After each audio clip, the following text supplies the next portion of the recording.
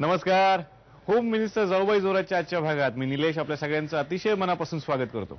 दोरीवरच्या उड्या मारणे, चेंडू बादलीमध्ये टाकणे, तो चेंडू डोक्यावरती बॅलन्स करणे, सगळ्या खेळांची जाऊबाईंनी व्यवस्थित तयारी केली आहे आणि पैठणी घेऊन मी सुद्धा तयार आहे. तेव्हा आज आपण आलोय न्यू पनवेल भागात आणि खेळ खेळायचा सेक्टर 17 मध्ये राहणाऱ्या फुलपगार कुटुंबामध्ये.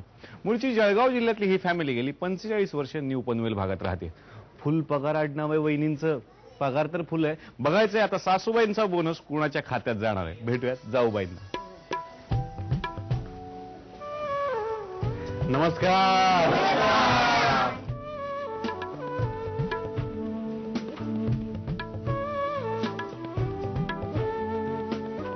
फुलपगार परिवारामध्ये आपलं हार्दिक स्वागत. धन्यवाद. थँक्यू. तर फुलपगार परिवारात तुमचंही स्वागत आहे. थोरल्या जाऊबाई कोण? तुम्ही ओळख करून द्या.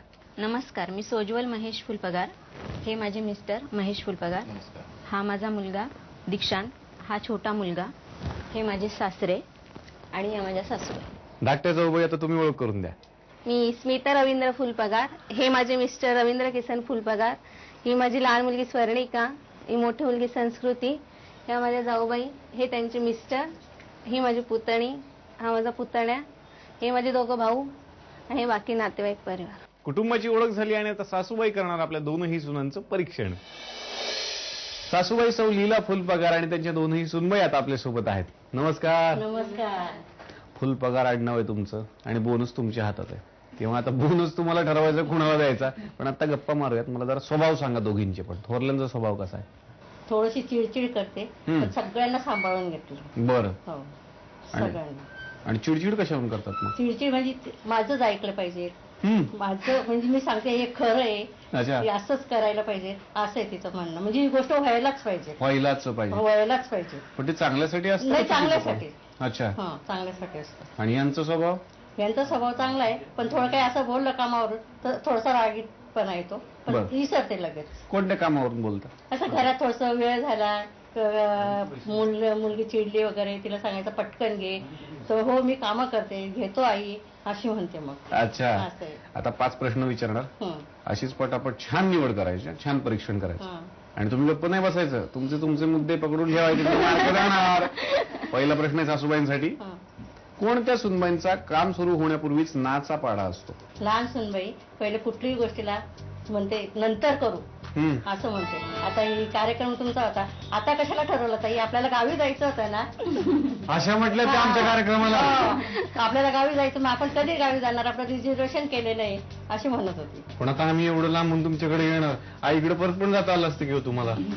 उद्याचा कार्यक्रम होता ना म्हणून मी नाही म्हणत होते. पण असं बाकीच्या कामात होतं का तुमचं? होतं कधी कधी. का बरं? आजचं उद्या होतं, करायचंच असतं काम. ते मग का करायचंच आहे कधी ना कधी. बघू उद्याचं उद्या. चला आता पुढचा प्रश्न आहे तुमच्यासाठी. पाहुणचार करावा तर यांच्यासारखा असा स्वभाव कोणत्या सुनबाईंचा? मोठ्या सुनबाई. का बरं त्यांची निवड? तिथे आलेत म्हणजे पाहुणे आलेत म्हणजे यांना हे करायचं ते करायचं, हे एवढ्या लांबून येतात तेवढ्या दिवसांनी येतात म्हणून तो करायचं. अशी मोठी पहिली सुस्त आली, नंतर मग ते लहान करतात. म्हणजे सुरुवातीला प्लॅनिंग सगळं त्यांचं असं होतं? मोठीचा. हो हो. त्याचं कारण एकच, आता आई मोठ्या ताई मोठी मी लहान. आधी मोठ्यांचं ऐकायचं, मग आपण लहानांनी त्यांना सपोर्ट द्यायचा. अच्छा. की नाही? असं कुठे असतं तेव्हा? पाहुणे येतात तेव्हा ते म्हणत नाही मोठे म्हणून छोटे कोणी.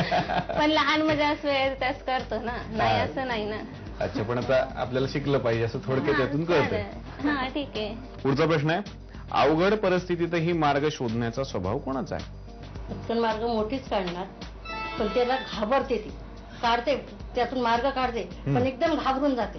तिला पहिले घाम वगैरे फुटतं, बीपी लो होऊन जातं पण त्या मार्गाला जाणार. बर. आणि इकडं मग इकडं पण धावपळ करतात. याला फोन लाव, त्याला फोन लाव. बर. पुढचा प्रश्न आहे. खर्चावर कोणाचं नियंत्रण नसतं? हा, मोठीच असतं. खर्चाचं जास्त. घरात हे आणायचं ते आणायचं, त्याला कपडे घ्यायचं, याला हे करायचं ते करायचं. खर्चाचे बाब चालूच असं. 8 दिवसातून फिरायला गेले तर काही ना काही 8 दिवसातून आणणारच. पण नियंत्रण नाही असं सासूबाई म्हणतात. नियंत्रण नाही म्हणजे चालू असतं खर्च. नियंत्रण ठेवायला पाहिजे थोडक्यात. पुढचा प्रश्न आहे. अचानक समजा 20-25 माणसांचा स्वयंपाक करायला सांगितलं तर कोण गडबडून जाईल? गडबडून जाईल. मोठी हे करेल छोटी करते मग स्वयंपाक वगैरे छान करते. गडबडून त्या जातील. हा, का बरं? का तर ती सगळी वरची कामं बघते, मग पाहुणे आले ते करू ते करू, आणि स्वयंपाकाचं ती बघते मग सगळं. म्हणजे थोडक्यात या गडबडणार नाही. नाही, स्वयंपाकाला नाही गरवाडणार, 10 मार्क. स्वयंपाक छान करते. 10 मार्क इकडं. हा, थोडंसं टेन्शन त्यांचं कमी झालं. माझ्याकडे देतात की नाही मार्क. नाही, स्वयंपाक वगैरे छान करते. छान, तुम्ही परीक्षण केलं. आणि आता सासूबाईंच्या परीक्षणानंतर दोनही सुनबाईंच्या सोबत खेळायची पुढची फेरी. आणि मला एक गोष्ट सांगायची की या दोन्ही सख्या बहिणी आहेत. सख्या बहिणी, सख्या जावा. मग असं कधी झालं का हो की बहीण आहे आपली आणि नंतर मग पहिले बहिणीचे लाड आणि नंतर जाऊबाई झाल्यानंतर जरा जाऊबाई सारखं? हो, म्हणजे मी मोठी असल्यामुळे 2 नंबरची पण जाऊ होती, त्यामुळे मी हिलाही जसं तिला तसं तिला पण. अच्छा. बहीण हे फक्त माहेरीच, हा. सासरी जाऊ आहे ती जाऊ. मग माहेरी कसं नातं होतं बहिणी असताना?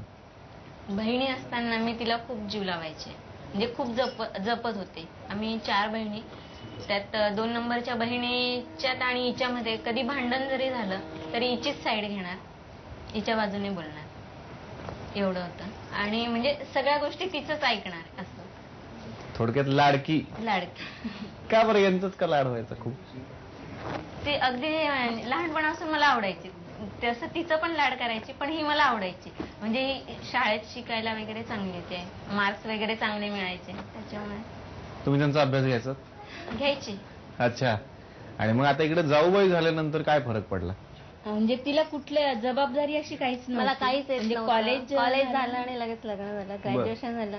मग सगळं ताईने आणि सासूबाईंनी शिकवलं. अच्छा.